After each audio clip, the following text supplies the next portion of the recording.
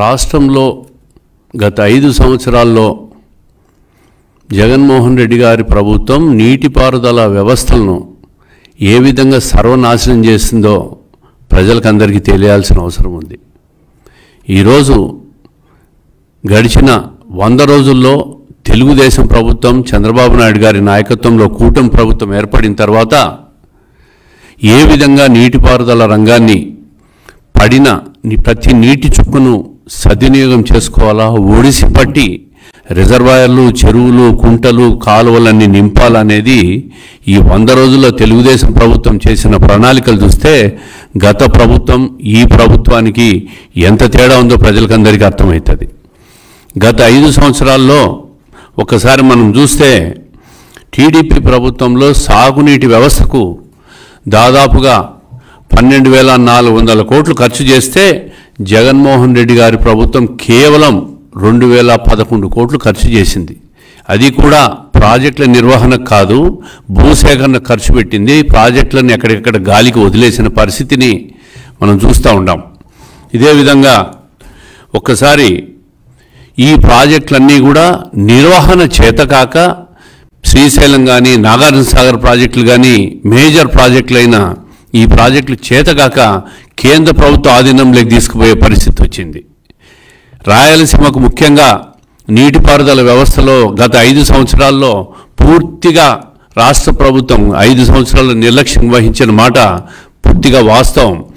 ఎందుకంటే శ్రీశైలం ప్రాజెక్టు నుంచి ఏదైతే నీటిపారుదల వ్యవస్థ మొదలవుతుందో అక్కడే పూర్తిగా అస్తవ్యస్తమైన నీటిపారుదల నిర్వహణను చేసి గత ప్రభుత్వం పూర్తిగా రాయలసీమను నిర్లక్ష్యం చేసిన మాట వాస్తవం అని చెప్పి ప్రజలకు తెలియాల.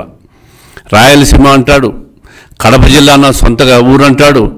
రాయలసీమలోనే నిలిచిపోయిన గాలేరు నగర్ ప్రాజెక్టులు కానీ, హంద్రీనీవా ప్రాజెక్టులు కానీ, మిగిలిపోయిన తెలుగంగ ప్రాజెక్టులలో కానీ ఎక్కడా కూడా ఒక్క రూపాయి కూడా ఖర్చు పెట్టకుండా ఎక్కడ ప్రాజెక్టులు వేసిన గొంగలు అక్కడే నిలిచిపోయిన పరిస్థితిని కూడా మనం చూస్తూ ఉన్నాం.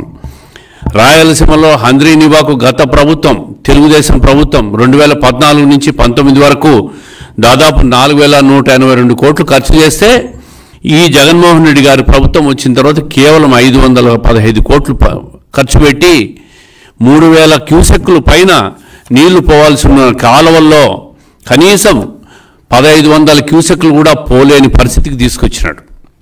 అదేవిధంగా రాయలసీమ దుర్భిక్ష మిషన్ అని చెప్పి 33,800 కోట్లతో భారీ ప్రాజెక్టులను టెండర్లు పిలిచి కనీసం దాని ప్రారంభానికి కూడా నోచుకోలేని పరిస్థితికి జగన్మోహన్ రెడ్డి గారు ప్రభుత్వం చేసింది. ఉత్తుత్త హడావిడంతా చేసేసింది. కడప జిల్లాలో కూడా దాదాపు 12,000 కోట్లతో జీవోలు ఇష్యూ చేసి ఏ జీవోలో కూడా ఏ పూర్తి చేసిన ఒక్క పని కూడా పూర్తి చేయలేని పరిస్థితిలో, మొదలుగాని పరిస్థితిలో ఉంది కడప జిల్లాలో కూడా.